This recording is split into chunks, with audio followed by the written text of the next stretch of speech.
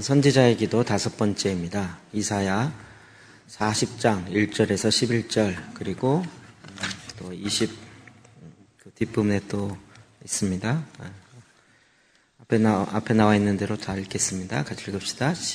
아니면 제사장 기도 여러분 책을 보셔도 됩니다. 1장 이사야 40장 1절에서 11절 또 27절에서 31절입니다. 선지자의 기도 5번째입니다. 네, 같이 읽겠습니다. 시작.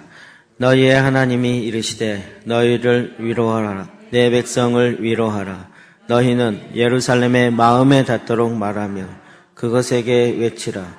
그 노역의 때가 끝났고 그 죄악의 사함을 받았느니라. 그의 모든 죄로 말미암아 여호와의 손에서 벌을 배나 받았느니라 할지니라 하시니라. 외치는 자의 소리여 이르시되 너희는 광야에서 여호와의 길을 예비하라. 골짜기마다 두두워지며 산마다 언덕마다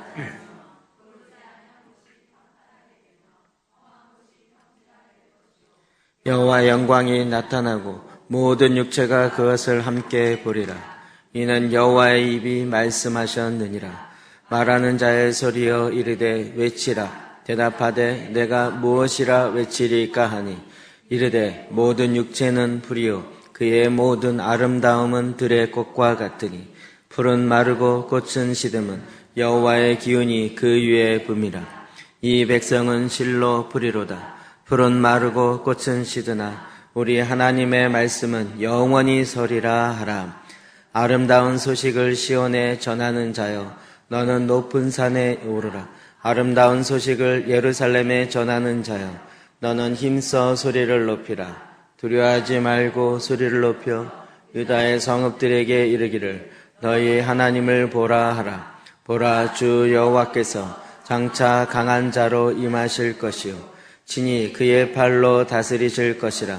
보라, 상급이 그에게 있고 보응이 그의 앞에 있으며 그는 북자같이 양떼를 먹이시며 어린 양을 그 팔로 모아 품에 안으시며 전 먹이는 암컷들을 온순히 인도하시리로다. 야곱아 어찌하여 내가 말하며 이스라엘아 내가 이르기를 내 길은 여호와께 숨겨졌으며 내 송사는 내 하나님께서 벗어난다 하느냐. 너는 알지 못하느냐 듣지 못하느냐. 영원하신 하나님 여호와 땅끝까지 창조하신 이는 피곤하지 않으시며 곤비하지 않으시며 명철이 한이 없으시며 피곤한 자에게는 능력을 주시며 무한한 자에게는 힘을 더하시나니 소년이라도 피곤하며 곤비하며 장정이라도 넘어지며 쓰러지되 오직 여호와를 앙망하는 자는 새 힘을 얻으리니 독수리가 날개치며 올라감 같을 것이요 다른 박질을 하여도 곤비하지 아니하겠고 걸어가도 피곤하지 아니하리로다. 아멘. 이사야 40편 40장 말씀 너무 우리가 알고 있는 유명한 말씀들이 많이 있죠. 우리가 아까 찬양 불렀던 푸른 마르고 꽃은 시드나 이것도 여기 있고요. 여호와를 앙망하는 자 새 힘을 얻으리다. 독수리의 날개치쳐 올라갈 것이다. 내 백성을 위로하라. 이 40장 안에 굉장히 많은 유명한 말씀들이 있습니다. 우리가 이런 전반적인 걸 알기 위해서 또 이사야 전체를 좀 다시 생각해야죠. 이사야 전체가 몇 장까지 있죠? 둘로 나눠지면 몇 장에서 나눠져요? 39, 27. 신구약 성경과 똑같이 나눠진다 그랬죠? 그래서 구약이 몇 권이에요? 39. 그러니까 이사야 1장부터 39장까지는 구약에 있는 내용을 중심으로 되어 있고 40장부터 66장까지 전체가 27장인데 신약에 해당되어 있는 내용이 많이 있다는 거죠. 여러분 그래도 보람을 느낍니다. 자, 그래서 40장이면 어디예요? 39 다음에 40장. 그러니까 신약의 제일 처음에 나오는 그 말씀인 거죠. 그래서 외치는 자의 소리요. 그럼 우리 주로 뭘 먼저 알죠? 세례요한. 세례요한이 신약 첫반에 나오죠. 그러니까 이사야서 40장에도 그 똑같은 분위기로 이렇게 진행된다는 것을 우리가 금방 알 수 있습니다. 자, 먼저 1절에 이렇게 이야기하고 있습니다. 같이 봅시다. 시작. 너희 하나님이 이르시되 너희는 위로하라. 내 백성을 위로하라. 아멘. 우리는 1차적으로 성경을 볼 때 1차적인 그 당시의 상황을 봐야 된다고 말씀드렸습니다. 그러니까 성경이 기록됐을 그 당시의 상황. 이게 뭐죠? 북이스라엘이 멸망하고 남유다도 이제 멸망하기 직전의 상황이라는 거죠. 이사야 선지자는 남유다에서 주로 일을 했던 선지자이고, 그리고 이제 남유다도 멸망할 것에 대해서 예언을 하고 있죠. 그리고 분위기를 보면 멸망할 것 같죠, 진짜로. 그러니까 사실은 소망이 없어져요. 북이스라엘은 아수르에 의해서 멸망되고 남유다는 바벨론에 의해서 멸망되죠. 어쩌나 지금은 멸망되어지는 분위기예요. 그런 상황 속에서 이사야가 메시지를 전하는데, 하나님 무슨 메시지를 전하냐? 너희는 위로하라. 내 백성을 위로하라. 내 백성을 위로하라라는 메시지를 전하고 있어요. 이게 참 성경에 굉장히 많은 부분에 역설적인 게 있어요. 이스라엘 백성이 막 높아져갖고 막 솔로몬 막 이때 되면 선지자들은 뭘 얘기해요? 회개하라는 얘기를 해요. 최고의 정점을 찍는데 회개하라는 이야기를 해요. 그리고 이제 막 떨어져갖고 이제 나라가 망하고 막 없어지기 직전인데 또 위로하라는 위의 메시지를 해요. 인생으로 얘기하면 이거죠. 막 잘 나가고 이러는데 경고의 메시지를 딱 주고, 이제 막 바닥을 치면서 막 헤매고 있는데 위로의 메시지를 주고, 이런 굉장히 역설적인 상황이 있는 거죠. 이 너희는 위로하라, 내 백성을 위로하라. 이게 또 요즘에 굉장히 유행하면서 나오는 이스라엘의 회복에 대한 이야기로 또 풀기도 합니다. 내 백성을 위로하라. 이스라엘을 위로하라는 거죠. 책 제목으로도 나옵니다. 내 백성을 위로하라. 그래서 간혹 지금 이스라엘에서 유대인들을 위로하는 그런 집회를 많이 합니다. 그것도 다 이 말씀에 근거한 거예요.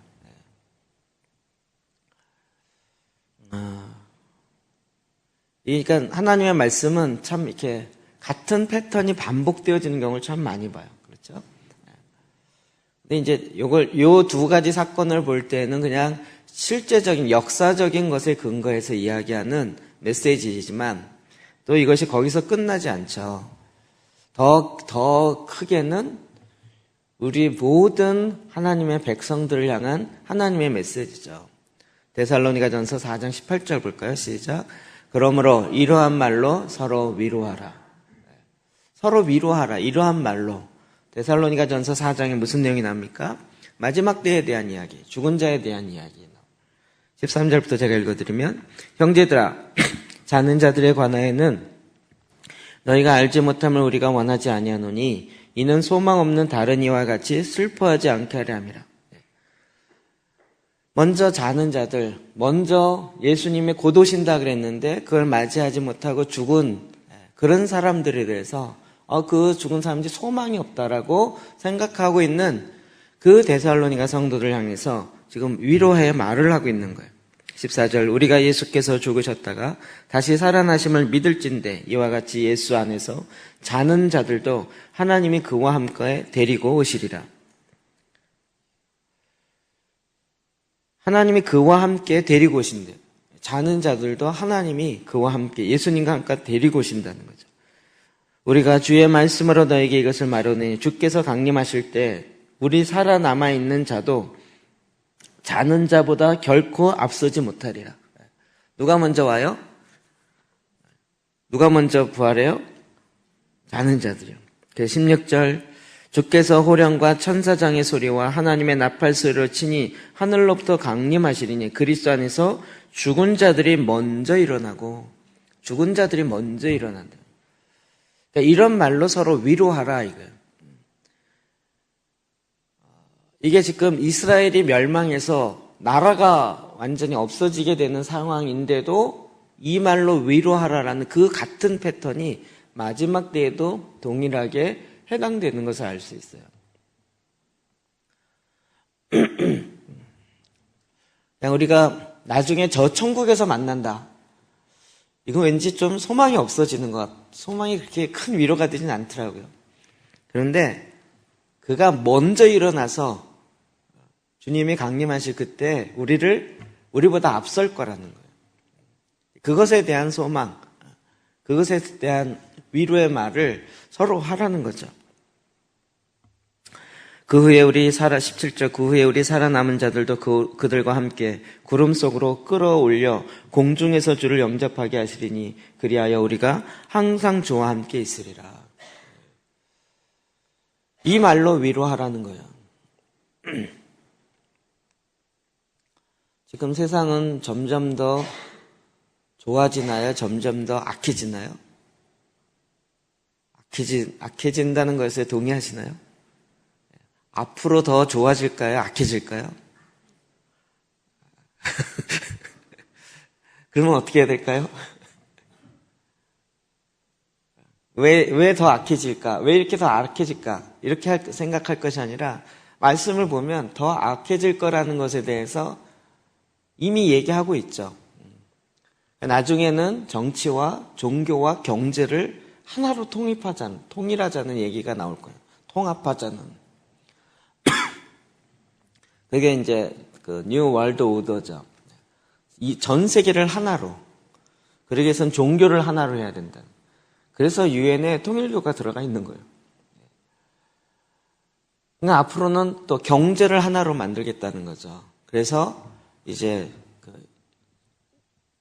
EU에서 화폐를 하나로 한번 만들어보고, 덴마크인가 어디에서는 이제 지폐 없는 그 신용카드로 한 장으로 다 할 수 있는 걸 만들어보고, 그래서 이제 결국은 하나로 통합하겠다는 거예요. 경제와 정치와 종교를. 앞에 내세우는 건 뭐죠? 평화. 종교가 다르기 때문에 종교다원주의가 왜 힘을 얻냐? 평화를 외치기 때문에 그래요. 전 세계적으로. 결국 싸움은 종교 때문에 싸우는데 종교를 하나로 하면 평화롭지 않겠느냐? 이 말에 많은 사람들이 넘어가요. 결국 그렇게 이제 하나로 합치겠다는 거죠. 그러니까 그런 쪽으로 사단은 강력하게 지금 그 일을 추진하고 있는 것이에요. 그리고 결국 그것이 마치 성공하는 것처럼 갈 거라는 거죠. 안타깝게도 성경은 그렇게 얘기하고 있어요. 성공할 것처럼, 마치 성공한 것처럼 갈 거라는 거예요. 그때 되면 누가 제일 불쌍할까요? 저와 여러분들은 이제 가장 불쌍한 사람들이 될 거예요. 그때에 뭐라 그러면 위로하라고요. 그때 위로하고. 별로 이렇게 은혜가 되지 않는 말씀은 잘하는 그때 위로하라는 거예요. 자, 어떻게 위로하는가? 그러니까 구약에 있는 내용들은요, 정말 우리의 이렇게 모형이면서 눈에 보여지는 그런 사건들을 우리에게 딱딱 이렇게 모델로 제시해주고 있어요. 2절 봅시다. 시작.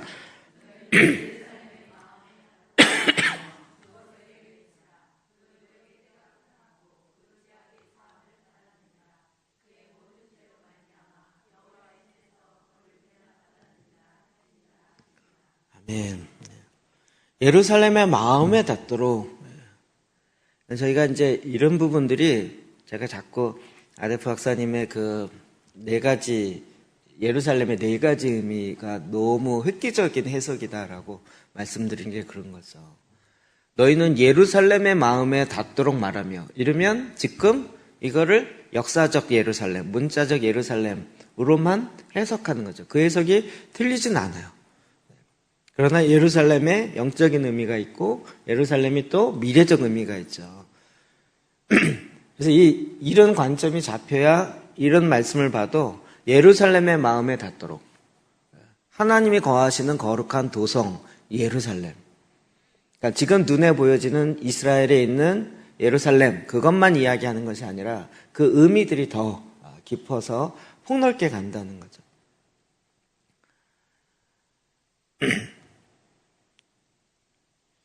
그러니까 이제 이것을 예루살렘의 마음에 닿도록 이거를 지금 유대인 회복 운동 하시는 분들은 완전히 문자로만 해석하는 거죠. 성경이 이렇게 돼 있지 않느냐라고 하면서 지금 뭐 알리아 운동부터 시작해서 예루살렘 무슨 회복 운동 이스라엘 뭐 이런 얘기를 하는 거죠. 근데 그게 틀리진 않아요.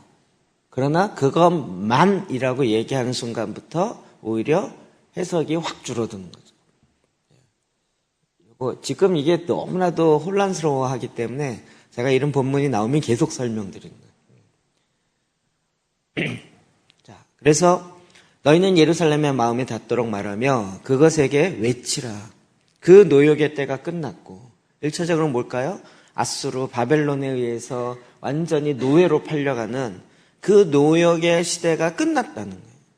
그 죄악이 사함을 받았느니라.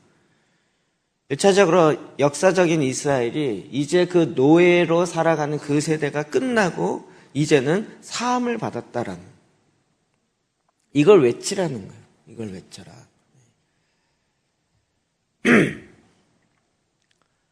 이것이 이제 오늘날에도 또 이렇게 얘기하는 거죠. 1900년 동안이나 나라가 없었던 이스라엘이 그 노역의 때가 끝났다라고 얘기해요.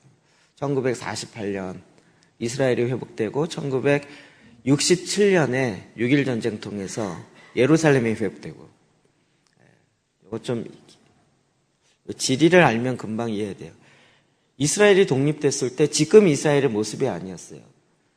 세 군데로 흩어졌어요. 예루살렘은 요르단이 통치하고 있었고 이쪽 아래쪽하고 이쪽 서해안 쪽하고 북쪽하고 세 군데에 나누어 갖고 여기가 유대인 지역이다. 이렇게 세 군데로 나눠서 이스라엘 독립을 한 거죠. 68년에 그렇게 했죠. 그 다음에 48년에 67년 몇 년 후죠? 19년 18년 19년 그 후에 아랍 연맹이 전쟁하면서 이스라엘이 다시 그때 예루살렘을 회복하고 지금의 그 땅들을 회복하게 되는 거죠. 지금 이것이 지금 이때에 해당되는 말씀이다. 물론 맞습니다. 그러나 또 거기서 끝나지 않을 거라는 거죠. 그럼 놀랍게도 그 다음에 이제 3절을 보면 이렇게 얘기합니다. 시작. 외치는 자의 소리여 이르되 너희는 광야에서 여호와의 길을 예비하여 사막에서 우리 하나님의 대로를 평탄하게 하라. 아멘. 이 말씀이 이제 세례 요한이 외쳤던 그 말씀이죠. 그 다음에 보면 요한복음 1장 23절에 보면 이르되 나는 선지자 이사야의 말과 같이 주의 길을 곧게 하라고 광야에서 외치는 자의 소리로다 하니라. 아예 세례 요한도 이 말씀을 인용해요. 그래서 광야에서 외치는 자의 소리다. 결국 이 말씀은 이스라엘이 회복되어지면서 적용되어지기도 했지만 또 예루살렘 예수님이 오시면서 세례 요한을 통해서 이 말씀이 성취되기도 하죠. 그러니까 광야에서 외치는 자의 소리가 되어서 세례 요한이 먼저 예수 그리스도의 오실 길을 예비하는 거죠. 근데 문제는 거기서 끝나는 게 아니죠. 그래서 예수 그리스도가 오셨는데 그러므로 하나님 나라가 완성됐나요? 끝나지 않았죠. 다시 승천하시고 유대인들이 헷갈린 게 그거잖아요. 메시아가 오면 하나님의 나라가 완전히 이루어져야 되는데 오히려 안 이루어지고 AD 70년에는 예루살렘이 완전히 무너지고 이스라엘은 다 흩어지고 메시아가 오면 어떻게 그럴 수 있냐. 이게 이제 풀어지지 않는 거죠. 광야에서 외치는 자의 소리인 세례 요한이 이렇게 외쳤어요. 그러나 그것은 또 완성되지 않았죠. 그러면 언제 완성돼요? 오늘 이렇게 어려운 것 같은데 그렇죠. 다시 오실 때 완성되는 거죠. 그러면 다시 오실 때 그걸 다시 오심을 예비하는 마지막을 예비하는 우리들이 외쳐야 될 메시지라는 거예요. 믿으시나요?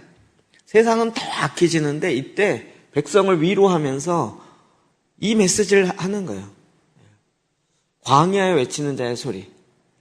저 처음에 그걸 봤을 때 되게 멋있어요. 광야에 외치는 자의 소리. 신문도 있었고요. 뭣도 있었고 하여튼 되게 그래서. 그래갖고 제가 이 대학 들어가자마자 그때 이제 그걸 본 것 같은데 처음 봤어요. 세례요한 이렇게 맨날 그것만 봤지. 광야에 외치는 자의 소리. 그래서 신문 이름이 그거였어요. 광야에서 외치는 자의 소리. 와, 되게 뭐 신문의 이미지랑 너무 딱 맞는 거예요. 그래서 와, 역시 언론은 이래야 돼. 막 이러면서 광야에서 정의를 외치며 막 이렇게 하나님의 말씀을 외치는 이게 막 신문이야. 막 이러면서 아, 너무 막 멋있어. 이러면서 한참 봤는데 금방 폐간됐죠. 근데 제가 최근에 이 말씀을 묵상하면서요. 광야에서 여호와의 길을 예비하라. 그리고 세례 요한은 광야에서 외치는 자의 소리라는 거예요. 이게 참 씁쓸하더라고요. 외치는데 어디서 외쳐요? 광야에서 외쳐요. 광야에서 외치면 누가 들을까요? 아니 외치려면 시장에서 외치든지 예루살렘 사람들이 많이 모이는 성전에서 외치든지 뭐 이래야 될 것 같잖아요. 근데 광야에서 외치는 자의 소리를 누가 들을까요? 광야에 누가 있을까요? 아, 이게 씁쓸하면서 이게 참 우리가 지금 외치는 상황이 광야에서 외치는 것과 비슷한 거예요. 막 개발되면서 뭔가 이렇게 올라가고 있을 때 주님이 이렇게 함께 하실 거다 이러면 막 그래 이러면서 그럴 텐데 완전히 폭삭해갖고 광야로 딱 돼 있는데 거기다가 주의 오실 길을 예배하라 이렇게 외치는 거예요. 옛날에 제가 이 광야에 외치는 자의 소리가 너무 좋아해갖고 그래 나도 막 이러고 싶어 괜히 기도한 것 같아요. 진짜 그 상황이 되면 어떡하나? 막 이런.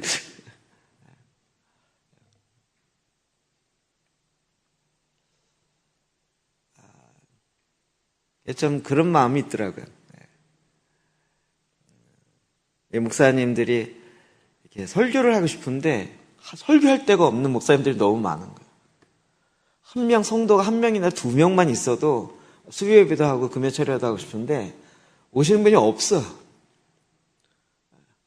그러니까 이거 진짜 광야에서 외치는 자의 소리가 되는 거예요. 아무도 없는데 거기다 설교를 한다고 상상해 보십시오. 여러분 그게 이게 좀 별로 기뻐 보이지 않죠. 우리가 마지막 때 지금 이때 외치는 자의 소리가 소리인데 우리의 모습이 이렇게 되는 거죠. 그러니까 이건 뭐냐면 상황을 보는 것이 아니라 하나님의 말씀을 보는 거죠. 상황은 광야예요. 듣는 자도 없어요. 반응하는 자도 없어요. 외쳐봤자 뭐가 되겠냐? 광야에서 무슨 전갈이 응답하겠습니까? 광야에 뭐가 있나요? 개미 같은 게, 불개미 같은 게 응답을 하겠습니까? 그런데 하나님이 이 말씀을 외치라는 거예요. 그리고 거기서부터 여호와의 길을 예비하라는 거예요. 사막의 소리 하나님의 대로를 평탄하게 하라. 이게 정말 역설적이에요. 우리는 주의 오실 길을 예배하라. 그러면 많은 사람 모아놓고 주의 오실 길을 예배해야 된다. 라고 해야 될 것 같아요. 근데 희한하게 광야에서, 사막에서. 이게 우리나라에도 또 주의 오실 길을 예배하라는 컨퍼런스가 있어요. 별게 다 생각나네. 그래서 다음 주에 거기서 한다고 막 오라고 계속 지금 연락 오는데 저는 개인적으로 안 갈 거예요. 왜 안 가야 되는지 말씀이 이게 확정해 주네. 사막에서 광야에서 외쳐야지 강당에서 외치는 건 아닌 것 같다. 이렇게 대답하면 딱 답이 되는 것 같아요. 왜 광야, 왜 사막을 얘기합니까? 우리가 광야의 영성을 알고 나니까 이게 좀 이해되시죠? 그것은 오직 하나님만 바라봐야 할 곳이, 하나님만 찾아야 할 곳, 사람이 인기 있고 사람이 반응하는 그것에 움직여지는 게 아니라 오직 하나님만 바라보는 거기서부터 외치라는 거죠. 자, 4절 5절 시작. 골짜기마다 두드워지며 산마다 언덕마다 낮아짐이 고르지 아니한 곳이 평탄하게 되며 험한 곳이 평지가 될 것이요 여호와 영광이 나타나고 모든 육체가 그것을 함께 보리라. 이는 여호와의 입이 말씀하셨느니라. 아멘. 전에는 참 이거 말씀 너무 좋게 느껴졌는데요. 이 배경을 쫙 깔고 보면 정말 골짜기면 광야에 딱 섰는데 진짜 유대 광야에 보면요. 이런 분위기예요. 황량하고 사람 아무도 없고요. 그런 곳에서 골짜기. 이스라엘 지형 자체가 우리는 해수면에서 위로 이렇게 있잖아요. 근데 사해가 해수면에서 몇 메타죠? 200 몇 메타. 해수면, 바다의 수면보다 200 몇 메타가 낮아요. 그러니까 딱 쓰면요. 골짜기가 그러면 이게 골짜기는 뭐냐면 해수면과 비슷한 게 평지예요. 그리고 골짜기는 그 해수면보다 낮은 곳이에요. 이렇게. 근데 거기가 도도해지며 이렇게 돼 있는 거죠.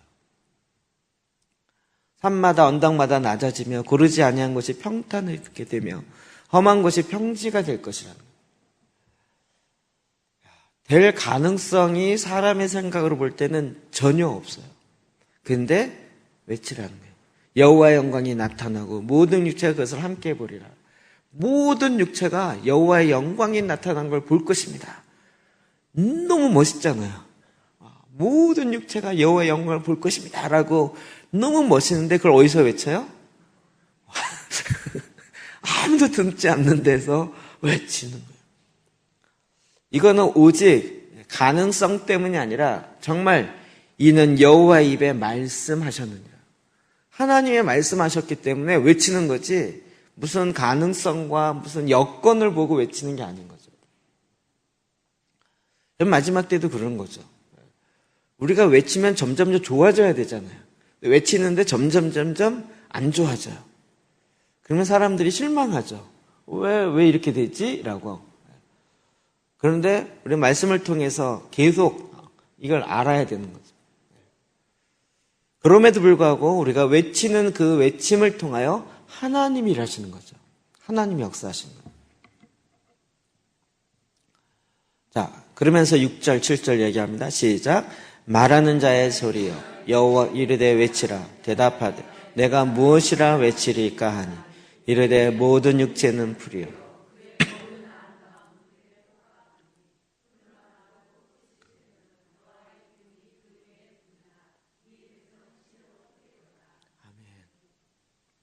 외치라 그랬더니 자기가 외치고 싶은 말을 외치는 건 아니죠.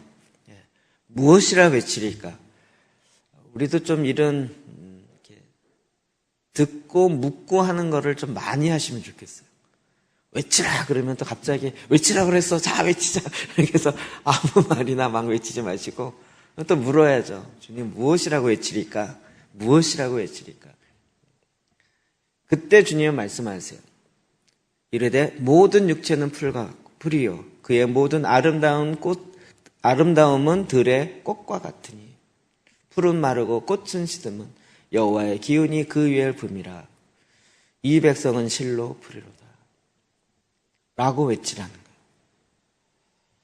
이것도 제가 군대 갔다 와서 이거 너무나도 좋아했던 또 이것도 책 제목이에요. 풀은 마르고 꽃은 시든다. 그 말씀 확 이해가 됐었어요. 이 세상에 막 잘 나가고 막 이렇게 아름다운 꽃과 같은 그런데 그것이 금방 시든다는 거예요. 금방 마른다는 거예요. 그러나 오직 여호와의 말씀만은 영원하다는 거죠. 제가 다시 말씀드리면 이게 좋은 상황에서 얘기하는 게 아니고 정말 최악의 상황인 거예요. 그럼에도 불구하고 우리가 믿는 믿음은 하나님의 영원한 그 말씀에 근거한 거죠. 야고보서 1장 10절이요. 시작. 부한 자는 자기의 낮아짐을 자랑할지니 이는 그가 불의 꽃과 같이 지나갑니다. 아멘. 부한 자는 자기의 낮아짐을 자랑할 거예요. 여러분 이 세상에 영원히 갔던 나라가 있나요? 영원한 회사가 있나요? 기업이 있나요? 한때 막 전 세계를 제패했던 나라. 근데 정말 그 꽃은 시들었죠. 몽골이 또 한때 아시아에서 유일하게 전 세계를 제패해 나갔던 나라, 몽골이요. 지금은 흔적만 찾아볼 수 있지, 몽골이 뭐 세계에 미친 영향력 별로 없죠. 전 세계를 꽝꽝거리며 시리아, 그 다음에 바벨론, 지금도 막 이렇게 해야 된다라고 꿈틀꿈틀거리지만 그렇게 크게 영향력 없죠.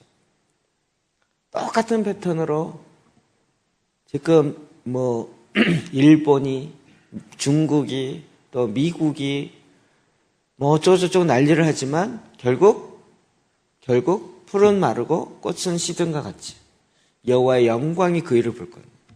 기업도 마찬가지죠. 기업도 50년 이상 가는 기업이 없다라고 통계에 의해 그래요. 막 그 기업이 대단하게 갈 것 같지만 그러나 영원토록 가는 기업이 없는 거죠.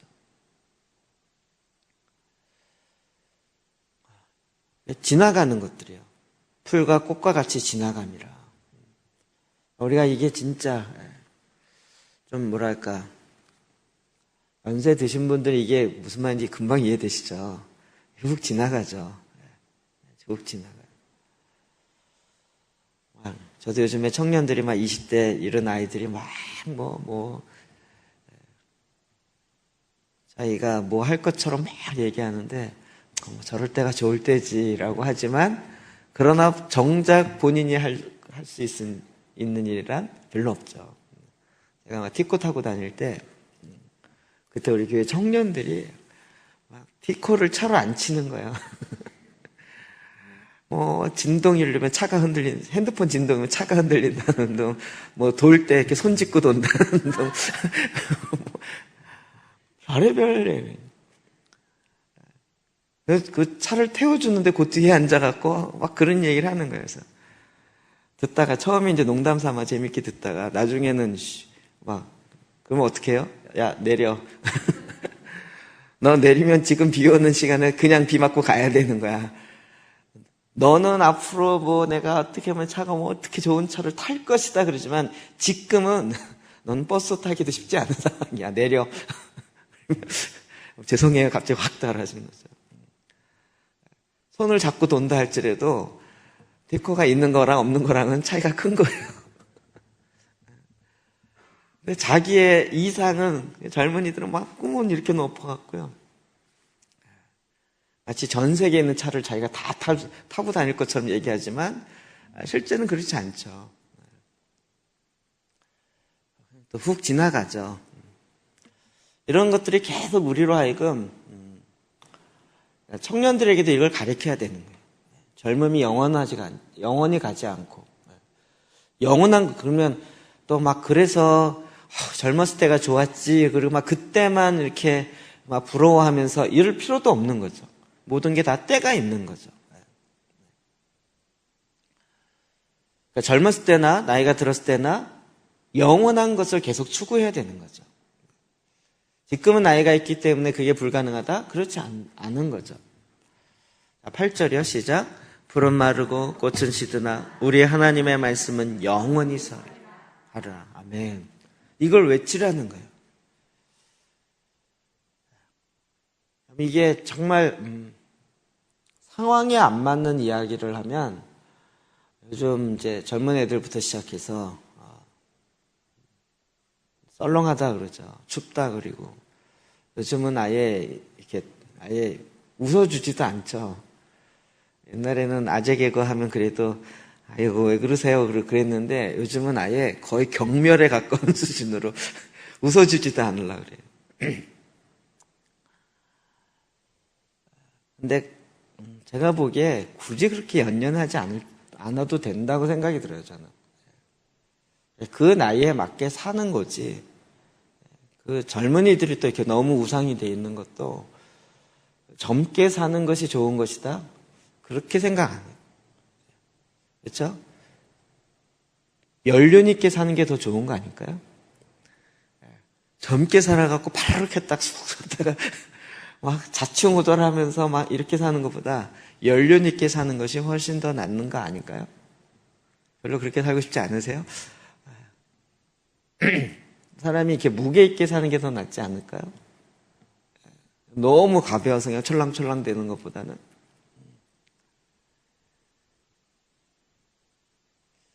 요즘 또 이렇게 재밌어야 된대요. 유머러스하고. 제가 그거 알고 깜짝 놀랐어요. 목사님들의 고민이 유머 감각이 없어서 고민인 분이 꽤 많더라고요. 설교 시간에 웃기질 못해갖고 이것 때문에 너무 힘들어하는 거예요. 언제부터 그렇게 되는지 모르겠어요. 설교 시간은 꼭 웃겨야 된다라는, 한 번씩 웃겨야 된다라는 그 강박관념, 이런 게 있더라고요. 저는 원래 그쪽에 담싸고 있는 사람이라. 근데 이제 김정필 선교사님이 그런 얘기를 한 거예요. 어떤 질의응답 시간인데 한국에서 가장 웃긴 재밌는 얘기를 잘하는 목사님을 딱 들면서 이분의 설교에 대해서 어떻게 생각하냐고. 그분이 이렇게 워낙 좀 인품이 있어서 그렇게 얘기는 안 하시는 분인데 제가 하도 유명하다 그래서 한번 들어봤는데 듣고 너무나도 실망했다. 이 생명을 전해야 되는데 그것을 웃음으로 대체하는 건 있을 수 없는 거예요. 그리고 웃다가 끝나는 건 사실은 생명을 전해야 되는 이 시간인데 그게 재미로 끝나면 사람들은 그냥 그 당시에는 재밌다라고 할지 모르지만 결국은 생명을 못 얻는 거죠. 하나님의 말씀은 그렇게 바꿀 수 없다는 거예요. 아주 막 그러면서 막 화내듯이. 여러분들 좀 그런 게 있지 않으신가요? 또 저의 설교를 듣고 그런 골치아픈데 막 설교를 너무 재밌게 들었는데 듣고 났더니 나 집에 갔는데 별로 생각나는 게 없어요. 말 생명이 들어와 있지 않고 그냥 재밌었던 거예요. 재밌었던. 하나님의 말씀은 영원합니다. 이 영원한 하나님의 말씀이 정말 누가 그래 전에는 왜 이렇게 성경이 두껍냐 왜 이렇게 두껍냐 그러는데 요즘은 성경이 두꺼워서 다행이에요. 전해야 말씀이 평생 전에도 차고 넘치기 때문에. 근데 종류가 많다는 것보다 하나님의 진리의 말씀이 오묘함과 그 깊이가 무궁무진하잖아요. 그걸 또 파고 또 파고. 게다가 그냥 성경의 텍스트뿐만 아니라 이와 같이 막 노예로 팔려가는 그 상황 속에서도 하나님의 계시의 말씀이 들어오고 내 백성을 위로하라라는 그 위로의 메시지가 들어오는 거예요. 어찌 보면 지금 막 내려가고 있는데 다 내려가서 바닥을 기고 있을 때는 이런 말 해도 거의 받아들이지도 않을 거예요. 근데 막 내려가고 있는 중간인데 이 말씀을 막 외치는 거죠. 그러면 결국은 제일 밑바닥에 가서 남는 건 하나님의 말씀밖에 없는 거죠. 그러니까 저는 개인적으로 소기의 경일길에도 해야 된다고 생각이 들어요. 소기의 경일길. 보통 이제 결혼할 때나 이성교제 할 때도 이렇게 보면 부모의 욕심이나 어떤 사람의 욕심 때문이 아니라 이 둘이 그냥 뭐 찰떡궁합이라고 막 본인이 뭐 둘 다 막 좋아서 못 사는 그런 상황이 돼가지고 결혼하겠다고 오는 경우 참 많거든요. 저는 여태까지 그 경우에 야 니네 정말 잘 맞는다라고 얘기한 적이 없어요. 둘이 죽고 못 살아도 제가 끝까지 아닌 것 같은데 얘들 이렇게 아닌 것 같아. 그럼 막 하나님이 주신 짝을 만났어요 이러고 막 오는데 제가 거기다 대고 아닌 것 같은데라고 하면 막 화내면서 어떻게 목사님이 그럴 수 있냐고 이러고 가요. 그런데 거의 맞았어요. 왜냐하면 자기 눈에 좋아 보이는 거 몇 가지만 질문해 보면 알아요. 너 이렇게 지금 죽고 못 사는데 너 이 사람의 단점 알아? 거의 몰라요. 자기 눈에 뿅 간 사람은 단점이 안 보여요. 단점이 안 보이면 그 단점이, 사람이 결혼하면 결혼하기 전에 장점이 만나지만 결혼하고 나서는 주로 단점이 만나잖아요. 살면서. 그럼 이때 속았다 이게 아니라 그 단점이 뭔지를 알고 그걸 극복하고 그 단점에 헌신해야 되는데 대부분 장점만 보고 가니까 나중에 엉뚱한 얘기 하는 거죠. 몰라요, 그런 걸.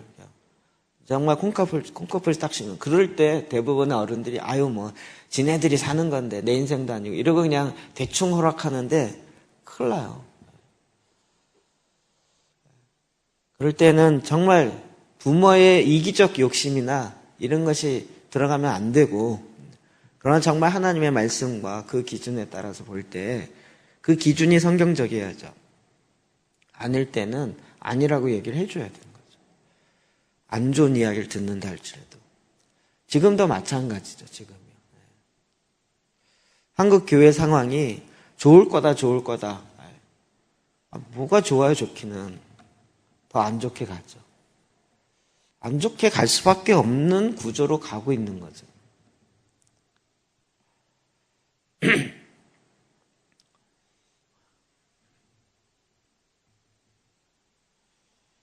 제가 최근에 듣기도 이번에 정권이 새로 들어왔으니까 2018년 대충 이제 합의되어 있는 내용이 이거더라고요. 2018년도에는 종교 과세를 할 거라는 거예요. 그러니까 이제 종교인 과세를 할 거라는 거죠. 여기에 물론 기독교 안에서도 찬반론이 되게 많아요. 그래서 저는 이게 30년 전부터 얘기됐던 부분이고, 또 근데 이게 이제 종교 과세를 하느냐 안 하느냐를 떠나서 이게 법으로 딱 제정되고 나면 이 법을 어기면 벌을 가야 되는 게 그 법이잖아요. 그 벌이 뭐가 될까요? 세금을 내려면 다 뭐가 있어야 돼요? 사업자 등록이 있어야 되잖아요. 저희 교회도 사업자 등록이 있어요. 중간에 82라는 번호가 들어가는 134-82- 이렇게 들어가는 그 등록 그게 있어요. 번호가. 세금을 내거나 그런 거 할 때는 다 요거에 근거해서 내는 거거든요. 여러분이 연말정산할 때도 그거 띄어서 드리는 거잖아요. 그러면 세워진 법을 어기게 되면 어떻게 돼요? 그러면 등록 폐기 내지는 등록 일시 정지 이렇게 되는 거예요. 그러면 한 달, 두 달, 석 달 동안 교회를 못하게 하는 거예요. 그런데 여러분 상상을 해보세요. 교회에서 하는 일을 구제하고 선교하는 일을 사업에 뭘로 증명할 거예요? 되지 않는, 말이 안 되는 얘기 너무 많아요. 특히 이제 웬만한 교회들은 구제할 때 드러내고 할 수 없는 게 많잖아요. 그냥 구제헌금 예산 책정에 있어서 구제비는 얼마 책정해놨지만 그것을 쓸 때 이렇게 어려운 일 당해서 교회가 100만 원 후원했어요. 도와줬어요. 그 다음에 그 사람한테 영수증 적어주세요. 웃기잖아요. 근데 이렇게 하고 나서 나중에 세무 조사가 딱 들어오면 이 돈 어디다 썼냐 그러면 목사님이 썼다는 거예요. 그러니까 목사님이 줬죠. 근데 그걸 증명해내라는 거예요. 그게 증명이 되겠냐고요. 선교비를 보냈어요.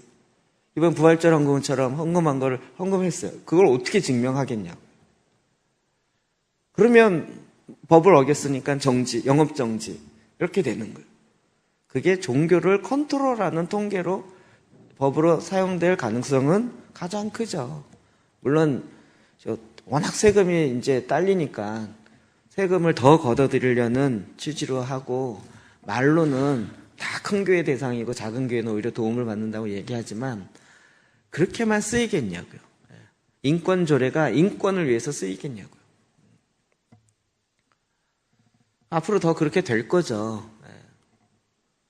네, 그럼에도 불구하고 우리는 하나님의 말씀이 영원히 설이라는 게 뭔지를 봐야 되는 거예요. 46절, 이사야 46장 10절 봅시다. 시작. 내가 지정부터 종말을 알리며 아직 이르지 아니한 일을 옛적부터 보이고 이르기를 나의 뜻이 설 것이니 내가 나의 모든 기뻐하는 것을 이루리라. 아멘. 처음 시작하면서부터 종말, 마지막을 알려요.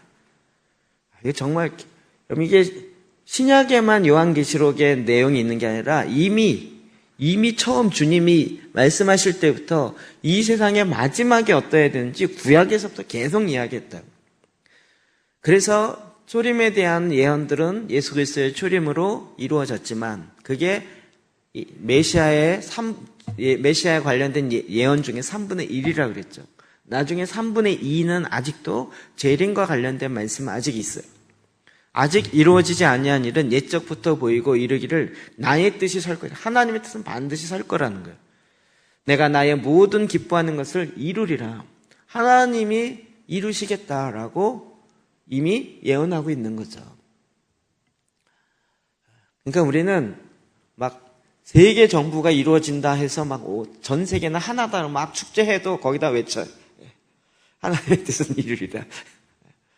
온 세계가 막 난리를 치면서 이제 종교가 하나 되고 국가가 하나 돼서 더 이상 전쟁은 없다라고 막 평화를 시위하면서 평화를 외칠 때 우리는 거기서 또 외쳐요. 네. 거기서 외쳐요. 거짓된 평화라고. 이사야 55장 11절이요. 시작. 내 입에서 나가는 말도 이와 같이 헛되이 내게로 돌아오지 아니하고 나의 기뻐하는 뜻을 이루며 내가 보낸 일에 형통하며. 하나님의 입에서 나간 말은 헛되이 돌아오지 않아요. 그럼 그것이 55장 11절이죠. 6절부터 읽어보면 너무 유명한 말씀이에요. 너희는 여호와를 만날 때에 찾으라. 가까이 계실 때에 그를 부르라. 악인은 그의 길을, 불의한 자는 그의 생각을 버리고 여호와께로 돌아오라. 그리하면 그가 긍휼히 여기시리라. 우리 하나님께로 돌아오라. 그가 너그럽게 용서하시리라. 이는 내 생각이 너의 생각과 다르며 내 길은 너의 길과 다름이니라. 여호와의 말씀이니라. 이는 하늘이 땅보다 높음 같이 내 길은 너희의 길보다 높으며 내 생각은 너희의 생각보다 높음이니라.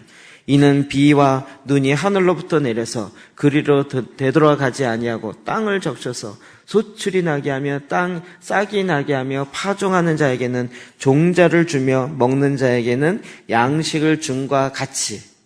그리고 11절 내 입에 나오는 말도 이와 같이 헛되이 내게로 돌아오지 아니하고 나의 기뻐하는 뜻을 이루며 내가 보낸 일에 형통함이니라. 하나님의 입으로부터 나오는 말씀이 결코 그냥 돌아가는 법이 없이 반드시 그 뜻을 이루고 돌아간다. 이게 말씀에 대한 비중이 정말 달라진 것 같아요. 말씀에 대한 비중. 전에는 그냥 하나님 말씀도 중요하다. 이 정도였죠. 하나님 말씀도 여러 가지 중요한 것 중에 그것도 중요하다. 이것만 해도 대단하다 싶은 거였어요. 근데 가면 하나님 말씀을 더 깊이 알면 알수록 하나님 말씀만큼 중요한 게 없죠. 내가 만들어지기 전에 하나님의 말씀이 먼저 있었어요.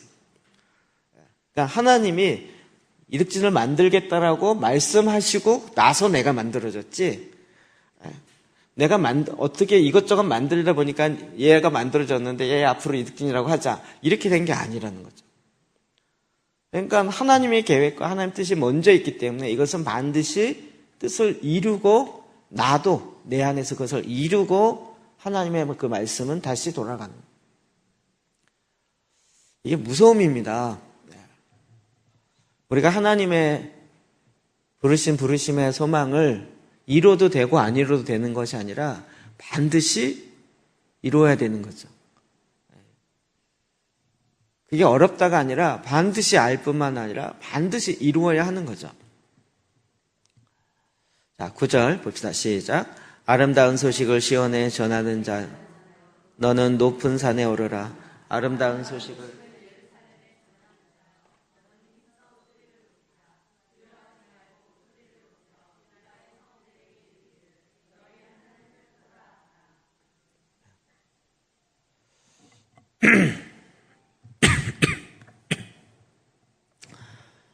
아름다운 소식을 전하는 자의 소리요.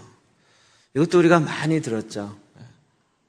그리고 이거 굉장히 적용을 뭐라 했죠? 복음 들고 산을 넘는 자들의 발길 아름답고도 아름답도다. 복음을 전하는 그 발길이 아름답다 이렇게 했잖아요. 근데 본문에 지금 배경을 보니까 어때요? 그렇게 좁은 복음만은 아니겠죠. 그것도 포함되지만 예수 믿고 구원받아 천국 가야 된다 이렇게 단순한 이것만이 아닌 거죠. 하나님이 지금 온 세상을 이끌어 가시며 하나님이 행하시는 이 모든 것들을 다 이야기하는 거죠. 이 놀라운 하나님의 말씀, 풀은 마르고 꽃은 시드나 여호와의 말씀은 영원하리라. 이 말씀을 외치라는 거예요. 이 영원한 하나님의 말씀을 전하라는 거죠. 이렇게 전하는 자의 발이 아름다운 거죠. 계속 외치라는 거예요. 외치라는 거예요. 그러니까 저와 여러분이 지금 마지막 때에 광야에 외치는 자의 소리인데 외치는 자의 책임은 듣든지 아니 듣든지 외치는 거예요. 듣고 반응하느냐 안 하느냐는 내 책임이 아니고 그의 책임이고 나의 책임은 외치는 거예요. 그래서 너는 힘써 소리를 높이라. 두려워하지 말고 소리를 높여. 유다의 성읍들의 이르를 너희는 하나님을 보라. 하나님을 보라. 너희의 주변 강대국과 지금 되어진 상황을 보지 말고 하나님을 보라라고 계속 외치라는 거예요. 하나님을 보라. 자, 10절 11절이요. 시작. 보라 주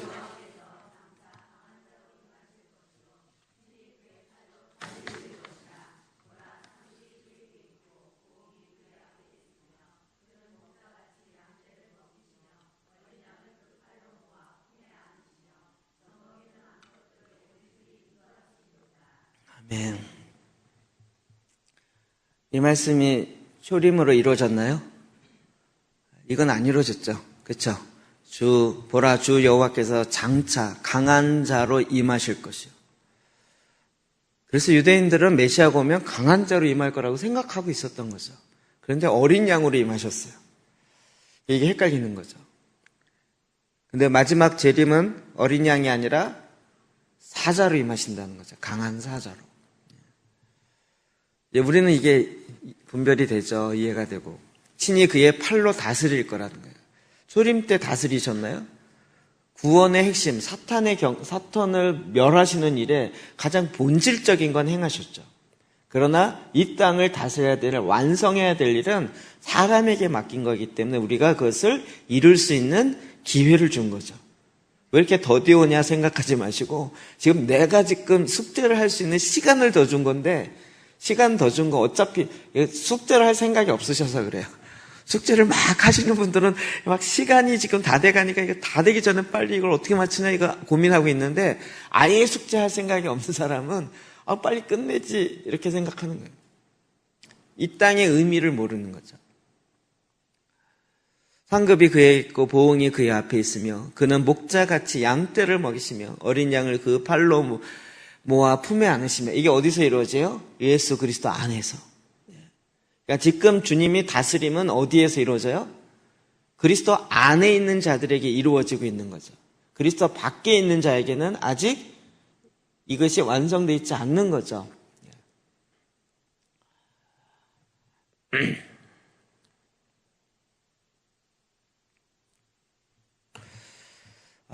이사야 49장 10절이요. 시작. 그들이 줄이거나 목마르지 아니할 것이며 더위와 볕이 그들을 상하지 아니하리니 이는 그들을 긍휼히 여기는 이가 그들을 이끌 때 샘물 근원으로 인도할 것임이라. 아멘. 우리를 샘물 근원으로 인도할 거라는 거예요. 샘물의 근원으로. 줄이거나 목마르지 아니할 것이며 더위와 볕이 그들을 상하지 아니하리니. 여러분 그 샘물 근원에 인도하겠다라는 하나님의 말씀에 응답을 받으셨나요? 샘물 근원에 이르셨나요? 안 이르셨나요? 이 정적은 뭐죠? 주님께서 우리를 긍휼히 여기시는 이가 이끌어서 그 샘물의 생수의 근원에 인도하신다는 거예요. 그 인도함을 받아서 그 생수를 마셨나요? 안 마셨나요? 마시려고 하는 건가요? 마시고 있나요? 아니, 이게 뭐죠?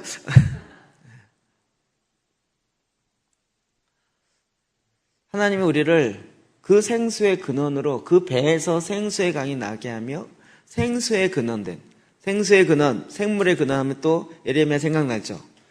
내 백성이 두 가지 죄를, 악을 범하였는데 생수의 근원 대신 하나님을 버린 거예요. 생명의 근원이죠. 그리고 스스로 웅덩이를 파고 거기다가 물을 채우고자 하는데 밑이 터진 웅덩이라는 거예요. 이제 우리가 다시 샘의 근원을 만나고 그 근원을 다시 파는 거죠. 네. 지난번에 얘기했던 김정철 감독 이번에 이제 인터뷰 오겠다 그래서 제가 전화를 해서 일정을 잡으려고 한국에 이제 독일에 있다 한국으로 왔어요. 그래서 이제 카톡으로 하다가 전화가 왔어요. 일정을 이제 어떻게 잡으면 되겠냐 그랬더니 툭 웃으면서 하는 얘기가 아니 지난주에 그 브레드 TV 올라갔는데 다시 인터뷰를 왜 해요? 저한테 그러는 거예요. 그래서 깜짝 놀랐어요, 제가. 그래서 무슨 얘기냐 했더니 자기는 그 릴리 목사님이 인터뷰하려고 그런 게 아니라 저를 인터뷰하려고 그랬대요. 그러니까 국가변혁과 지난 3년 전에 인터뷰했던 것, 그 제사장의 기도, 말씀 기도 했던 것이 이제 3년 후에 이야기를 들은 거잖아요. 그러면서 도시에 이런 변화들이 일어나고 막 이렇게 지금 이런 일이 진행되고 있다. 이게 다 릴리 목사님이 이런 거와 관계됐다. 이렇게 설명을 했더니 인터뷰하자 그랬거든요. 제가 설명했었는데 인터뷰하자 그러니까 저라고 생각할 리가 없죠. 그냥 릴리 목사님은 더 실제적으로 하려고 하는구나. 이러고 이제 진행했었는데 갑자기 그게 아니고 저를 하겠다는 거예요. 그래서 제가 알았어요. 나중에 볼게요. 그래 끊었어요.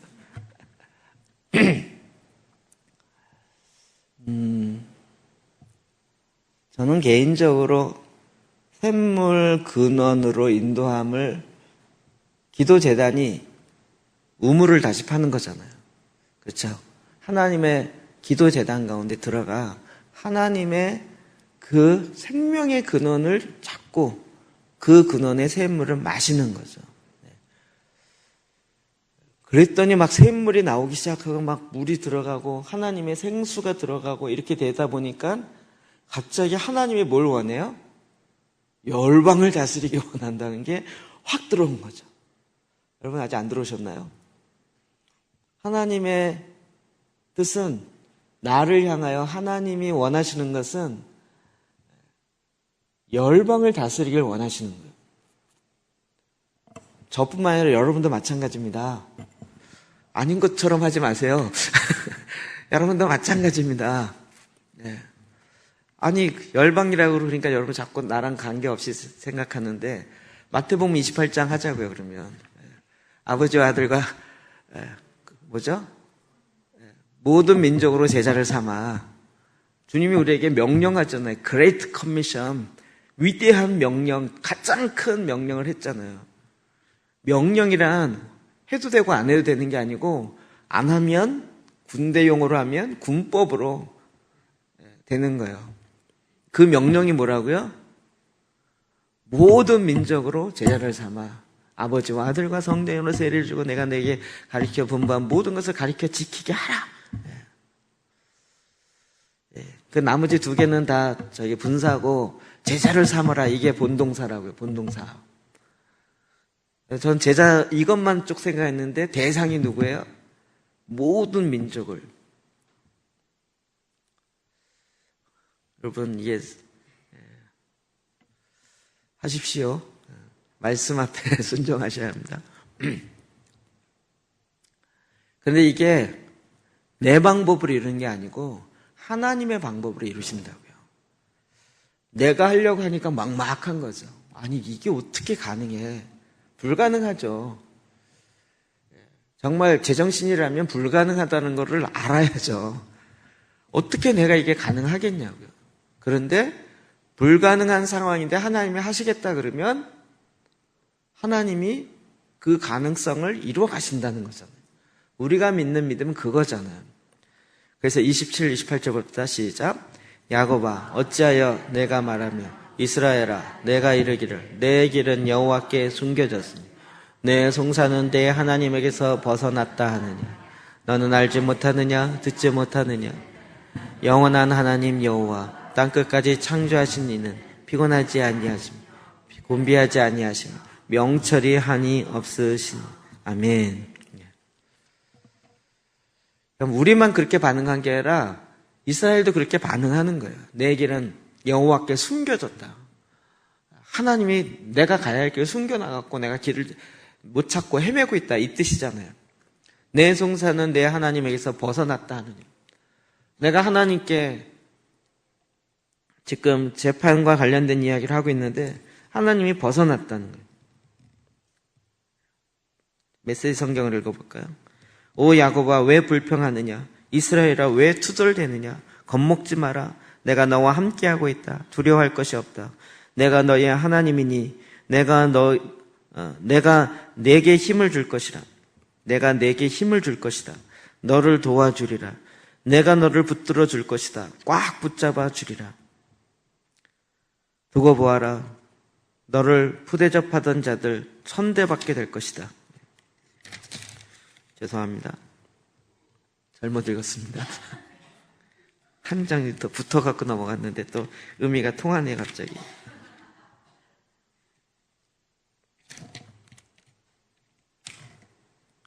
27. 네.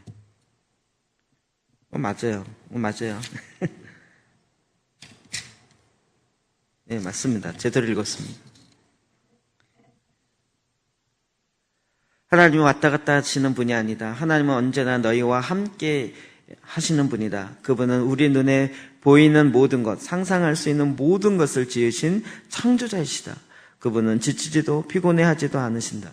모든 것을 속속들이 다 하신다. 그분은 지친 자들에게 기운을 북돋우시고 나가 떨어진 자들에게 새 힘을 불어넣어 주신다. 청년들도 지쳐 나가 떨어지고 한때의 젊은이도 비틀거려 쓰러지지만 하나님을 바라보는 이들은 새 힘을 얻는 것이다. 우리가 보여지는 상황이 아니라 영원한 하나님의 말씀, 그리고 그 말씀하시는 하나님을 보라는 거죠. 지금 상황 때문에 하나님이 나를 잊었다. 하나님이 내 길을 내가 찾지 못하를 덮어놨다. 이렇게 얘기하지 말라는 거예요. 자, 로마서 16장 26절이요. 시작. 선지자들의 글로 말미암아 모든 민족이 믿어 순종하게 하시려고 알게 하신 바 그 신비의 계시를 따라 된 것이니. 아멘.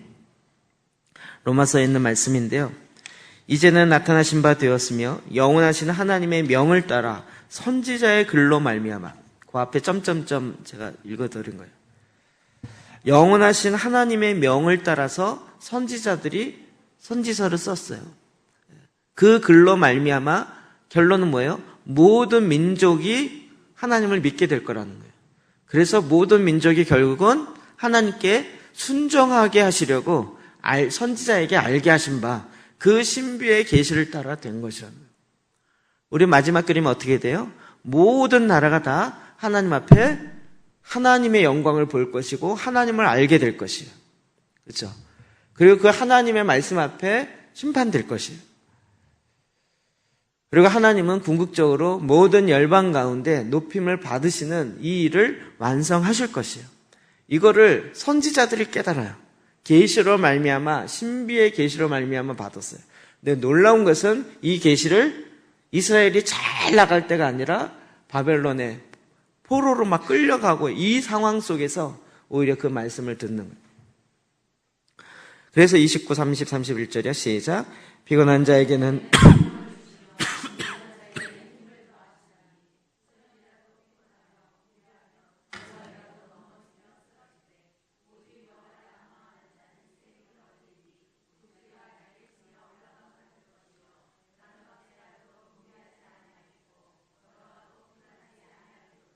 아멘, 아멘. 여호와를 앙모하는 자. 이것도 찬송가 있죠. 주를 앙모하는 자 올라가 올라가 독수리같이. 이게 그냥 편안할 때 주님을 이렇게 바라보면서 네, 주님을 사모합니다 이렇게 올라가는 이 차원이 아니죠. 배경을 보니까 지금 노예로 팔려가며 나라가 망해지고 있는 이 상황인데 상황을 보지 않고 오직 하나님을 보는 거예요. 하나님의 말씀하시면 그대로 되고 하나님의 말씀은 그냥 갖다 돌아오는 법이 없이 반드시 그 뜻을 이루고 오시는 거예요. 그 말씀 앞에 붙들림 바 되어지고 그 말씀으로 말미암아 계속 주님을 향하여 그 말씀에 붙들림 바 되는 거예요. 이게 선지자들이에요. 저와 여러분이 모두 다 선지자 되기를 원하는 것이 하나님의 뜻이죠. 그리고 이제 우리 입에 하나님의 말씀을 두어서 동일한 이 이야기를 하게 하는 거죠. 그러면 예언은 어떻게 해요? 예언을 멸시하지 말라고요. 예언을 멸시하지 말라는 얘기의 배경은 무엇이에요? 하나님이 나에게 하시겠다고 하는 것을 계속 붙잡고 근데 상황은 거꾸로 가는 것 같아요. 그럴 때에도 하나님이 이렇게 하시겠다고 했는데 이러면서 예언을 멸시하지 말고 그 말씀을 잡고 계속 외치는 거죠. 개인에게도 그렇고 전체적으로 볼 때에도 하나님은 이 일을 이루십니다. 그러니까 우리의 소망을 계속 여기에 두는 거예요. 하나님께 있도다. 네.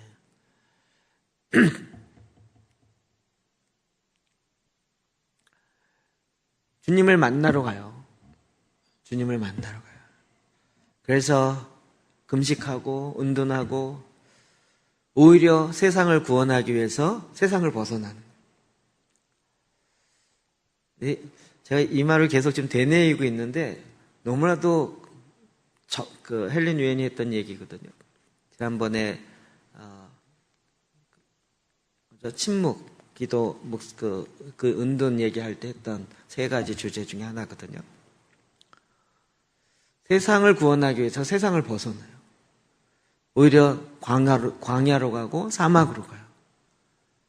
그래서 이 세상에서 이걸 구원할 수 있는 어떠한 힘이나 어떠한 네트워크를 만나는 게 아니고 하나님 앞에 나아가서 하나님의 일하심을 잡는 것이요.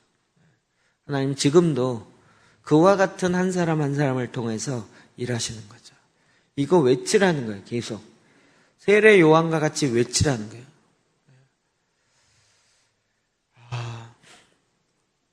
오늘 자꾸 착각해요. 특히 목사님들이 많이 착각하는데 외치면 막 회개하고 죽게 막 돌아와가지고 사람들이 막 교회가 막 많아질 거다 이런 거 자꾸 이렇게 그려요. 근데 그렇게 되지 않을 거라는 거 아시겠죠? 우리의 마음을 계속 하나님께 두는 것이에요. 하나님께 둬요. 우리의 상황과 상관없이 하나님의 일하신 가운데 두고 이 일을 이루어 가시는 거예요.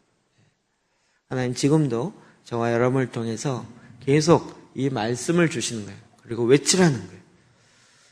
하나님의 말씀을 외치라는 거예요. 결코 헛되이 돌아오는 법이 없는 영원하신 그 말씀을 외치라는 거예요. 풀은 마르고 꽃은 시드나 여호와의 말씀은 살아있고 여호와의 말씀은 반드시 그 뜻을 이룬다는 거죠. 그 말씀 가운데 우리가 거하였고 그 말씀으로 오늘도 새로워지는 그 힘을 얻으시길 주의 이름으로 축복합니다. 자, 이 말씀 가지고 같이 기도합시다.